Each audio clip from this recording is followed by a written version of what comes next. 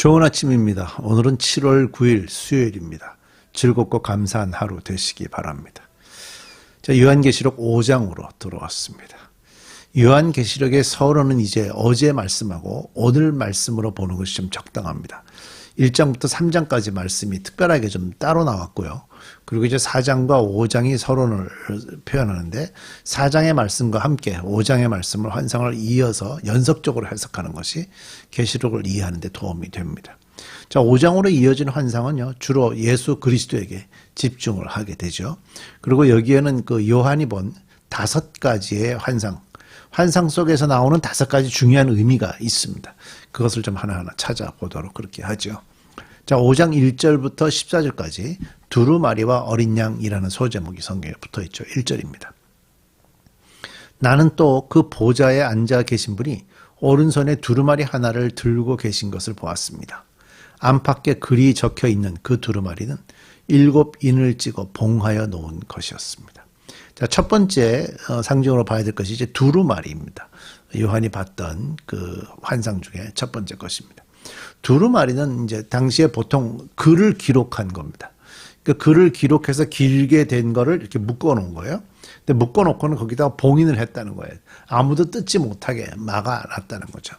사실 이것을 하나님께서 기록을 하고 봉인하셨다는 것은 영원부터 영원까지 하나님이 하신 세상의 모든 역사를 기록한 책이다라고 보는 게 맞죠. 그런데 하나님이 하시는 일은 완벽합니다. 실수를 하시거나 그런 일이 없습니다. 완전한 하나님의 역사를 기록한 책을 지금 하나님이 봉인해 놨어요. 근데 이 두루마리가 왜 봉인이 되어 있을까요?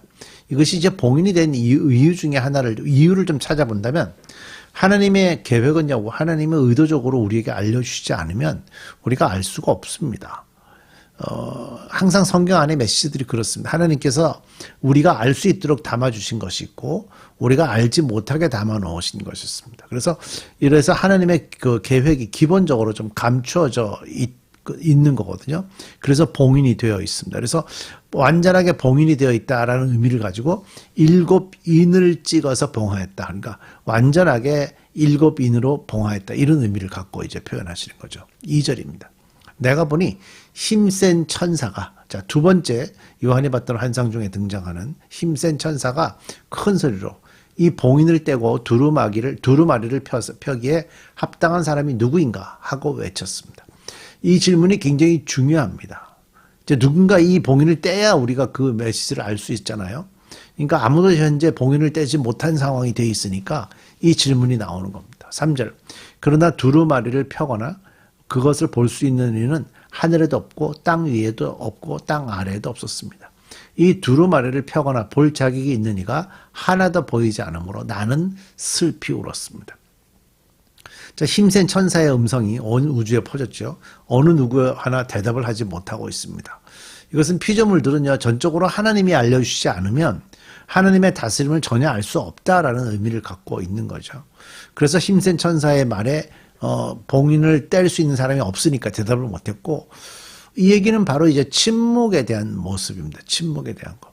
근데 그 하나님의 메시지는 우리가 그냥 알 수는 없다라는 의미를 갖고 있는 겁니다. 그래서 이 요한은 굉장히 마음이 힘들었던 것 같아요. 울었다고 얘기하는 거 보니까. 5절. 그런데 장로들 가운데 새롭게 등장하는, 환상에 등장하는 또 다른 인물이죠. 장로들 가운데 하나가 나에게 울지 마십시오. 유다 지파에서 난 사자 곧 다윗의 뿌리가 승리하였으니 그가 이 7 봉인을 떼고 이 두루마리를 펼 수 있습니다 하고 말하였다. 우리가 이제 성경을 보는데 조금 어려운 것 중에 하나가, 한글 성경을 보는데 조금 어려운 것 중에 하나가, 한글 성경은 한문으로 된 단어와 또는 한글로 된 단어들이 섞여 있죠. 그래서 한문으로 된 단어가 한글로 적혀 있습니다. 그러다 보니까 우리가 이제 성경 안에서 그 똑같은 발음으로 찾으면 여러 가지 의미가 있는 단어들이 있죠. 지금 여기 나오는 단어도 유다 지파에서 난 사자라는 단어입니다. 이 사자. 우리가 보통 성경에서 사자 그러면 메시지를 전하는 사람, 뭐 예언자들이나 현대적으로는 그 말씀을 증거하는 사람들, 이런 사람들을 사자라고 보통 얘기를 하죠. 근데 여기 나오는 사자는요, 진짜 동물 사자입니다. 여기는 동물 사자를 얘기하는 건데, 그래서 우리가 사실 한문이나 영어 성경을 좀 섞어서 같이 보는 것이 성경을 이해하는데 굉장히 도움이 많이 됩니다. 종종 한글로 적다 보니까 혼동되는 경우들이 있죠. 여기 동물 사자는요, 창세기 49장에 나오는데, 원래 12지파 할 때 그 12지파는 야곱의 아들들과 요셉의 아들들 둘, 이렇게 해서 12지파가 되어 있죠. 그들이 이제 야곱이 이들을 축복할 때, 유다를 뭐라고 축복할 때 나온 단어가 유다를 짐승, 그러니까 동물 사자에 비유를 했어요. 사자는 왜 동물의 왕이라고 그러잖아요. 그러니까 모든 것을 정복할 수 있는 그런 가장 강력한 왕이다라고 그러죠. 그래서 유다의 후손으로서 메시아가 나올 것을 미리 예언을 해서 하나님의 아들 예수 그리스도는 사단을 정복하고 죄와 죽음을 이기신 분이다의 의미를 가지고 이미 유다를 축복할 때 동물 사자를 비유해서 축복을 했던 겁니다. 바로 이분을 지금 이 장로가 표현을 하고 있는 겁니다. 그래서 봉인을 뗄 사람이 없다고 굉장히 섭섭해하고 울고 있는 이 사도 요한에게 울지 말라고 얘기하면서 봉인을 뗄 분이 유다의 후손인 예수 그리스도라고 말씀해 주고 있는 겁니다. 자, 6절. 나는 또 보좌와 내 생물과 장로들 가운데 어린 양이 하나 서 있는 것을 보았습니다. 어린 양. 자, 5번째. 사도 요한이 봤던 환상 중에 5번째. 그 어린 양은 죽임을 당한 것 같았습니다. 어린 양이 서 있는데 죽임을 당한 것 같은 아주 기운 없고 아무것도 할 수 없는 것 같은 그런 어린 양이 있었고요. 그에게는 뿔 7과 눈 7이 있었는데 그 눈들은 온 땅에 보내심을 받은 하나님의 7 영이십니다. 그 어린 양이 나와서 보좌에 앉으신 분의 오른손에서 그 두루마리를 받았습니다. 그러니까 요한은 사자만 본 것이 아니라 어린 양도 지금 봤죠. 막강한 힘을 가진 사자가 이젠 어린 양으로 죄인들을 위해서 죽임을 당하시기도 합니다. 어린 양에 죽임을 당한 것 같다 그랬잖아요. 그분이 그분이니까. 그리고 7 눈과 7 뿔은요, 하나님의 능력이고 또 하나님의 지혜로서 예수 그리스도 또한 전능하시고 전지하다는 것을 지금 상징으로 표현하고 있다고 봐야죠. 바로 이분이 그 두루마리를 받으셨습니다. 곧 이 어린 양이신 예수 그리스도가 이 두루마리의 인을 열 수 있다라는 것을 상징적으로 보여주는 거죠. 그랬더니 8절 그가 그 두루마리를 받아들었을 때 어린 양이 받아들었을 때 내 생물과 24장로 우리가 벌써 봤죠. 천사들과 구약과 신약을 대표하는 교회 대표들 24장로가 각각 검은 거와 향이 가득히 담긴 금대접을 가지고 어린 양 앞에 엎드렸습니다. 그 향은 곧 성도들의 기도입니다. 그 향을 가득히 담긴 금대접이죠. 그 향이 뭐라고요?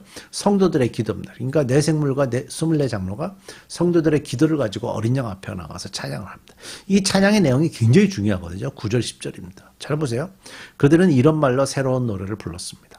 주께서는 이 두루마리를 받으시고 봉인을 떼실 자격이 있습니다. 자, 찬양의 첫 번째, 그분을 높입니다. 누구를? 어린 양이신 예수 그리스도를 높입니다. 주께서는 그 두루마리를 받으시고 봉인을 떼실 자격이 있습니다.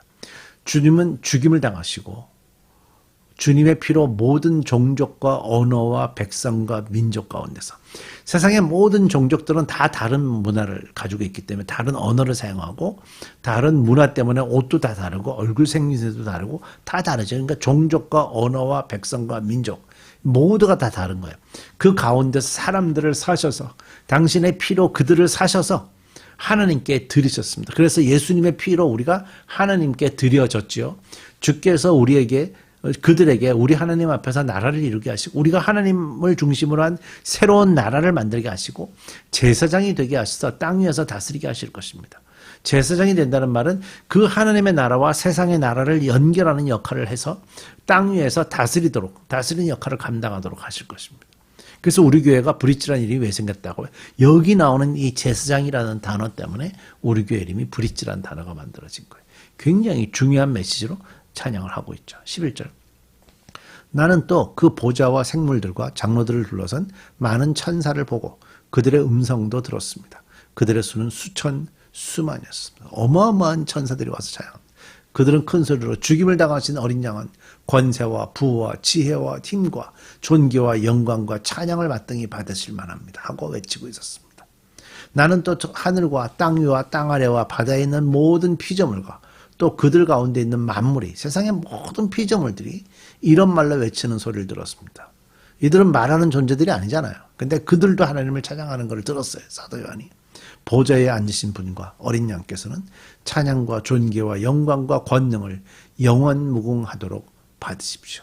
그러자 내 생물은 아멘 하고 장로들은 엎드려서 경배하였습니다. 얼마나 놀라운 장면입니까? 우리 기도하십시다. 그 두루마리의 봉인을 떼실 분은 예수 그리스도이십니다.